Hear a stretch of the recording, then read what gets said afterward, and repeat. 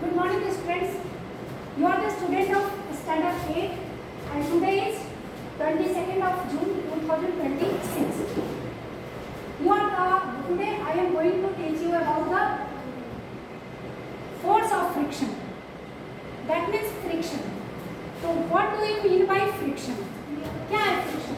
Friction can be a push, force can be a push or pull of an object. Friction के लिए सबसे पहले क्या चाहिए? फोर्स चाहिए. तो फोर्स किसे कहते हैं? किसी भी ऑब्जेक्ट को पुश करना या पुल करना क्या कहलाता है? फोर्स कहलाता है. अब उसके बाद फ्रिक्शन देखते हैं. Friction is the force acting between the two surfaces in contact with each other and oppose any applied force and the motion of the object. इन फोर्स के बाद इन दो सरफेसेस के बीच में जो भी फ्रिक्शन लगता है, जो भी फोर्स लगता है, उसे कहते हैं फोर्स ऑफ फ्रिक्शन. समझे? फ्रिक्शन के लिए क्या चाहिए? Friction depends on the nature of the surface and number of the surface. At least 2 surfaces चाहिए फ्रिक्शन के लिए. अब देखिए force the causes of friction is roughness of the object surface. Force का फ्रिक्शन का कारण क्या है? फ्रिक्शन 3 चीज पे डिपेंड करता है. एक तो नेचर ऑफ द सरफेस का नेचर, और दूसरा मास ऑफ द सरफेस के मास पे. ठीक है. Friction oppose motion between 2 surfaces in contact it act on the both surface. जब दो सरफेस आपस में एक दूसरे पर फ्रिक्श करते हैं तो दोनों सरफेस के बीच में एक फोर्स लगता है जिसे कहते हैं, यानी फ्रिक्शन दोनों सरफेस के बीच होना चाहिए. ठीक है. Friction depends on the mass of object. Heavy object के पास फ्रिक्शन ज़्यादा होता है और लाइट ऑब्जेक्ट के पास फ्रिक्शन ज़्यादा होता है. अगर हम दो बॉल, एक made up of iron and other ball which is the made up of plastics, both को अगर हम एक फोर्स के साथ, एक समान फोर्स के साथ, इक्वल फोर्स के साथ किक करें तो कौन सा बॉल ज़्यादा डिस्टेंस तक जाएगा और कौन सा बॉल जल्दी रुक जाएगा?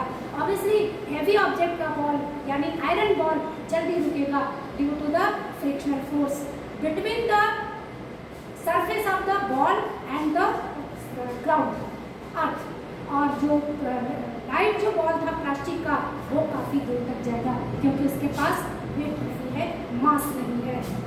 समझे? Mass and weight is the equal. You understand? Yes ma'am. Mass and weight is the equal. Static friction. ठीक है.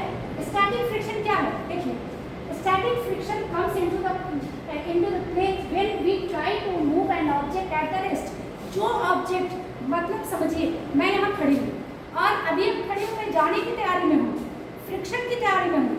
तो जैसे ही हमने अर्थ पे अपना पैर का फ्रिक्शन दिया, स्लिप किया, तो वो स्टार्टिंग फ्रिक्शन, यानी we are ready to go, not in movement.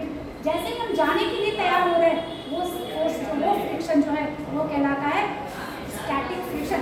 That means starting friction. Static friction means starting friction. समझे? और देखिए the frictional force exerted by fluid is also called drag. अच्छा, ये देखिए the friction between the layer of 2 viscous fluid that are moving related to each other is called fluid friction. Fluid friction वो friction है जब दो viscous liquid यानी बहुत thick liquid यानी गाढ़ा लिक्विड एक दूसरे पर जब फ्रिक्श करे तो वो कहलाता है frictional fluid friction. That means the friction exerted by fluid surface वो कहलाता है फ्रिक्शनल फोर्स. तो fluid friction and fluid friction is also called drag. Fluid friction is also called drag.